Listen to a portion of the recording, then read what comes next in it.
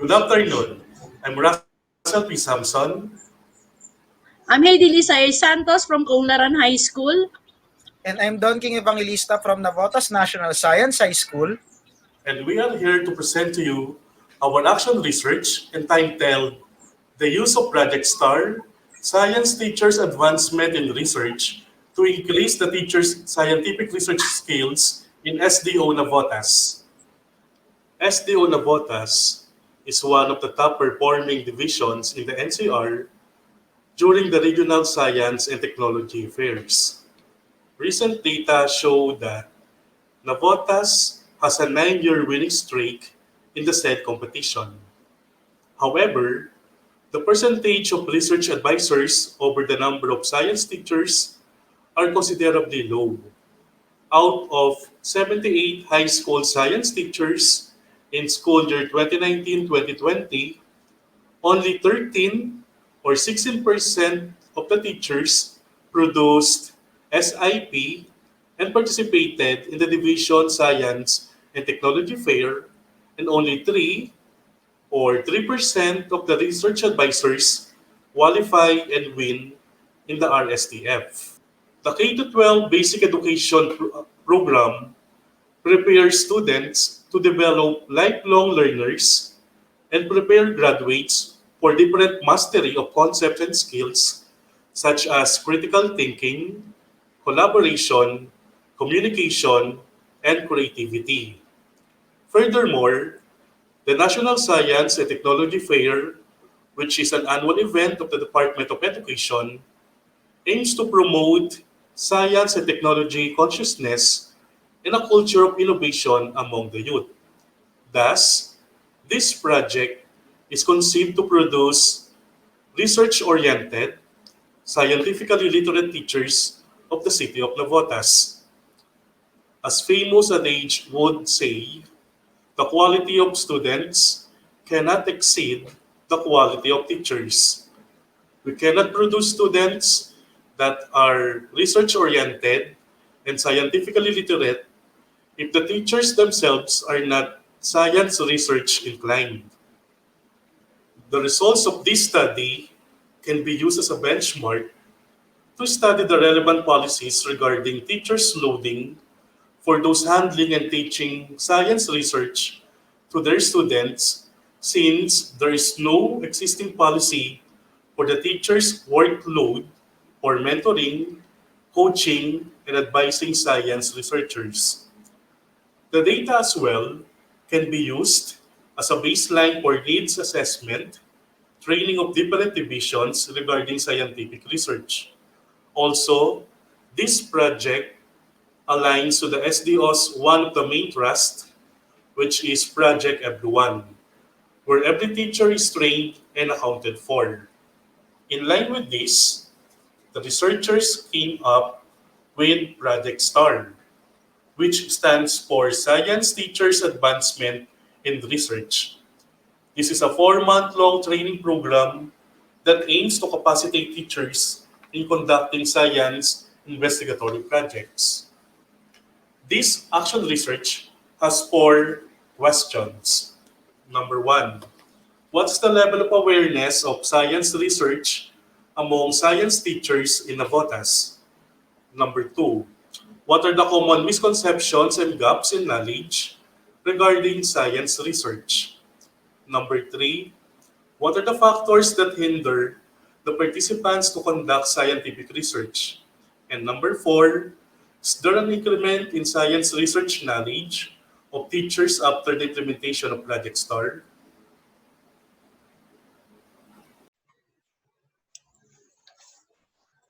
Good day. These are the action research method.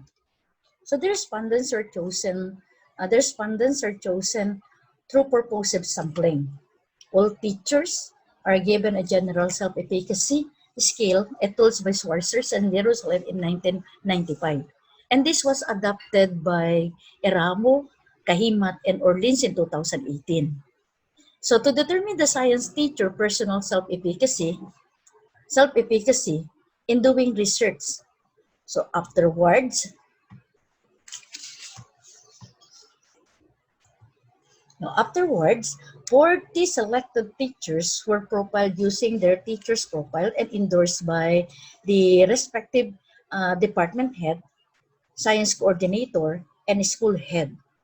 Individual consents forms are given to the teachers to inform and confirm their participation in the training.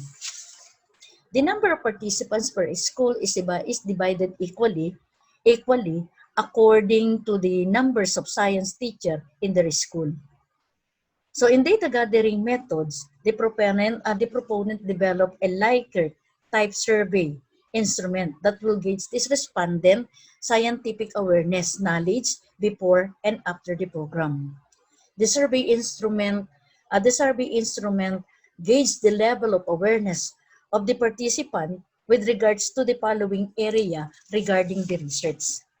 The distinction between the basic, the action, and experimental research, the ethical consideration in doing the SIP, or they called it the scientific investigatory project, the topic and problems development, the IMRAD format in writing the SIP, citing references in different various form, the Intel ISEP form, accomplishing data logbook, building collaborative and critiquing research.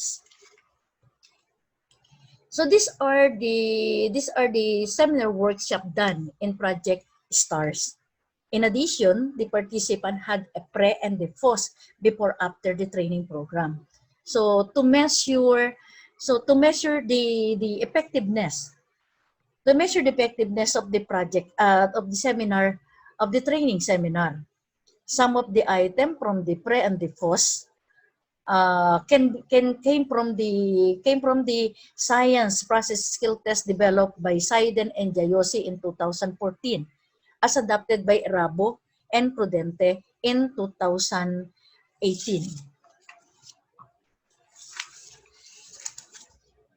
The participants accomplished the standard copy form to be given at the end of every session to get the feedback of the session. All the instrument, tools, and materials used in the research is subjected into two levels of validation. The internal validation by the CID, chief of the division, the chief department head coordinators, selected science teachers, programmer, and the construction check. The external validation by the regional science supervisor and selected research advisor from different school division, office of the NCR course through a regional research advisor club. The respondents are also entered to a mastery table wherein the to facilitate the statistical and analysis treatment. So to answer the research problem, the following statistical tools will be used for each type of analysis through the MS Excel program. The frequency and the percentage will be used to determine the personal self-efficacy level and the level of awareness of the respondent regarding the different SIP. The mean and the standard deviation interpretation is used to determine the effectiveness of the Project STAR in raising the awareness of the teachers regarding the scientific research.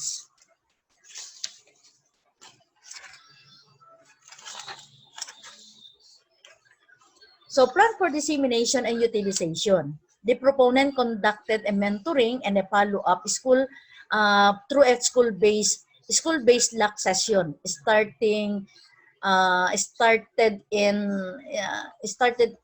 started last September 2019. The result of the action research is used as the basis for strengthening the science teacher program of the division in NCR, or the basis of development of the school-based action research in applying concept and skills in science teaching. Moreover, the result of this action research are also planned to be presented to the regional science supervisor to formulate some necessary policies action and possible future step for science research program of the region in the preparation of the NSTF and the regional training program in research. The result can also be incorporated to the CID into the division CID plan for the project start part 2. Thank you. Good day. I'm here to inform you of the results and discussion of our action research. Shown in the following slides are the tables and graphs that show the results that we have gathered and the discussion that we had for the action research. Shown in this table, in table number 1 at your left side, is the level of awareness of conducting science research of science teachers in SDO Navotas using a Likert type scale. As you can see, the one in the green column or the green row is the category that has the highest awareness, which is the categories of research. Our research advisors are very much aware of the different categories of research at a level of 4.175. However, the lowest is interpreting data at 3.150.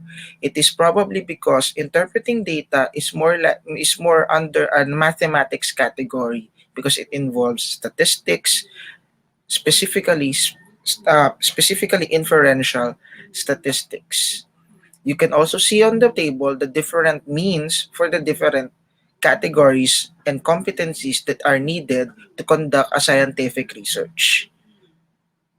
Shown in table number 2 on the right side of your screen are the emerging themes or factors affecting participants to conduct SIP. And these are the themes and the factors that are greatly affecting them why they are not doing an action research. Number 1, funding. Here are some of the anecdotal records. Some of the teachers' responses are the following. There was not enough funding. Teachers dole out money for student researches. Number 2, teachers loading. Some of the participants say that being a research advisor is not considered to be an ancillary task unlike other contests. Additional teaching loads may not be counted, and being a research advisor doesn't count as an action research. Lastly, lack of technical knowledge. Some of the teachers feel that they are inadequate to advise. They don't know what their students' research is, and they have no connection to laboratories. These align with findings from Erabo's nationally scaled action research as well as the findings of Sanchez and Rosaroso. There is really a need to challenge the terms in terms of the curriculum. While science investigatory project making is encouraged, as manifested in different DepEd central issuances, there is a lack of infrastructure in basic education as per Sanchez and Rosaroso in terms of supporting science research. This encapsulates the terms lack of technical knowledge, teacher loading, and funding. Since technologies count, there is a need for support in the national and local level. Experiences from research advisors state that the lack of support from local government or even the school administration hinders them to do scientific research and dampens their confidence. Their technical know-hows on research are also hindered by the lack of scientific equipment and apparatus in their specific school stations. In the next slide, I will show you the difference between the pre-test and post-test results of the participants of Project STAR or Science Teachers Advancement in Research. You can see here the increments in pre-test and post-test. The teachers are given a 20-item test, and an average of 61.525% is registered to the mean percentage score, while 92.125% mean percentage score for post-test with an increment of 30.6%. This graphical representation will show the increments vis-a-vis the mean percentages of the pre-test and post-test. As you can see, the two items with an arrow means that it has the highest increment. Item number 2 refers to design thinking, which is a way of ideation or formulating a research problem. And the item on the right side, on number 19, is about the ISEF forms, one of the most common misconceptions of research advisors when it comes to doing scientific investigatory project. I would like to cite two specific anecdotal records and coded responses that we have gathered to our respondents, and may this be an encouragement for us, and may this also be a reflection of the results of our study. First is about teacher J or participant J. Participant J stated that when I was in high school, Ma'am Heidi, one of the proponents, taught and coached me in scientific investigatory project. I won at the time and we got into the regional level. Now, I am a teacher already. I want to pass what Ma'am Heidi taught me on to my students, but our students were not motivated even in science subjects. One of the participants, who is coincidentally the former student of one of the proponents of this research, states that her experiences in high school motivates her to do scientific investigatory project. However, due to the situation of her school and the students that she handles, she cannot fully do it. But after Project Star, she has produced the first SIP from their school for the 2019 Division Science and Technology Fair, and it has won third place in its category. This is solid proof that coaching and prior background in SIP will greatly motivate teachers, increase their self-efficacy, and ultimately to do their own scientific investigatory project. Lastly, an experience from a department head. The department head said, "Before, I had a very hard time convincing my teachers to do SIP. They have a lot of reasons to refuse. But after Project Star, I have seen them bloom into their different areas. I have discovered that some of my teachers have skills in biological techniques, and I have let them roll out what they know in our contextualized, school-based Project Star. An increased level of awareness and content knowledge produces a ripple and multiplier effect in terms of their schools. As of the writing, almost all junior high schools and senior high schools cascaded Project Star as attested by their action plans submitted and signed by their principals as a statement of support. Moreover, the creation of a research club that aims to support research advisors was formed. It was dubbed as NASRAA, or Navota Science Research Advisors Association. Okay, 5, sige. 4,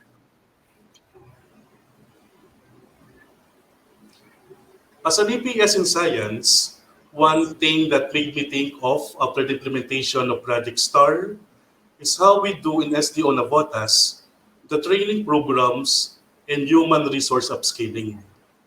There must be a paradigm shift from just cascading a program from central office to the region office to the division office to repackaging and contextualizing it to the context of the schools and of the teachers. The GSE